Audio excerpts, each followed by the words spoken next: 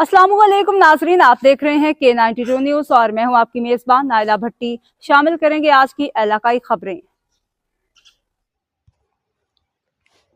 Press release. Investigation district Keamari south zone Karachi. तफ्तीशी team थाना Ittehad town की खुफिया इत्तला पर कामयाब कार्रवाई। शहरी के घर से तलाई जेवरात और नकदी चोरी में मुलविस मुलजिम सरकैदा जेवरात समेत गिरफ्तार। SSP investigation district Keamari. मौरखा 3 जनवरी को नेशनल चौक इत्तेहाद टाउन में वाक़े घर में 4 तोला तलाई जेवरात और नकदी 1.5 लाख रुपए चोरी का वाक़या पेश आया था।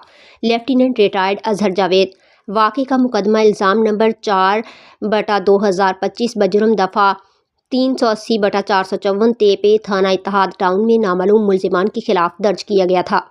तफ्तीशी टीम ने SIO थाना Ittehad town sub inspector Nasir Khan की सरबराही में सुराग लगाते हुए खुफिया इत्तला पर छापा मारकर मुलजिम को गिरफ्तार करके चोरी किए गए तलाई जेवरात बरामद कर लिए।